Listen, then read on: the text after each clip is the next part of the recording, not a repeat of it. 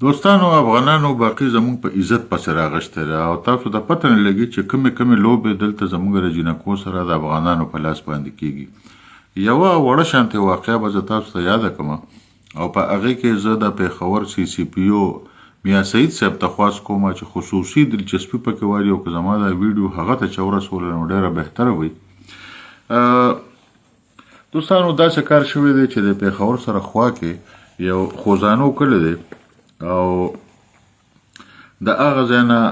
یوه جینۍ وه چې فایزه نوم یې دی او د پلار نوم یې چې کوم دی هغه قاسم دی. هغه یو افغاني چې اول ځان له د پاکستان پاسپورټ بوګس شناختي کارت بوګس جوړ کړ، بیا یې د پاکستان پاسپورټ جوړ کړ او د فایزه جینۍ چې کومه ده دا بیا وتښتوله 1.5 میاشتې کېږي او دا د دې هلک نوم ساجد ولدی محمد جان ځان له نوم ایښی دی، حالانکې د خپل نوم وطنیار و د افغانستان نه چې دی راته. نو چې دلته بیا پاکستاني شناختي کارت ځان له جوړ کړ نو خدای خبر چې د چا په فیملی ټري کې ځان ورننیستی دی او ځان له ساجد ولدی محمد جان نوم ایښی دی. ما سره نور ټول هغه د شناختي کارت کاپۍ هم را سره پرتې دي او د پاسپورټ کاپۍ هم را سره پرتې دي. خو ډېر لوی ظلم شوی دی زمونږ د ملک یوه جینۍ ده تښتولې ده او پلار هم پریشانه دی او ټول خلک هم پریشانه دي او یقینا چې زمونږ د ټولو د خیبر پښتونخوا د پښتنو دپاره د شرم خبره ده چې افغانان دې اوس راځي او زمونږ جینکیانې تښتوي. نو زه د پېښور CCPO میاں سعید صاحب ته دا خواست کوم چې ما سره د هغه بوګس شناختي کارت د هغې هم را سره پروت دی،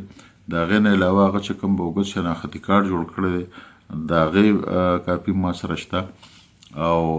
که زر تر زره متعلقه پولیس ته وویلی شي چې دا فایزه نومې جینۍ چې د قاسم لور ده او خوزانو کلي کې دغه ځای کې پېښور کې تاسو ته پته وي چې د کبې تاڼۍ په حدودو کې راځي. دا 1.5 میاشت مخکې د وطنیار هلک اغوا کړې ده او ځان له پاکستاني شناختي کارت جوړ کړو نو په هغې کې ځان له ساجد ولدی محمد جان نوم ایښی دی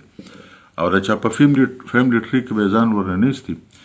خو زر تر زره که په دې باندې میاں سعید د چا د پېښور CCPO ایکشن واغېسته نو ډېر وښي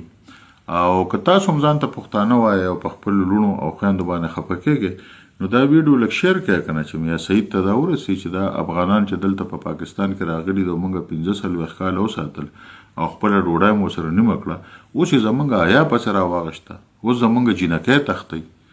نو مړه لږ سړی غیرت خو وکړئ که نه یار.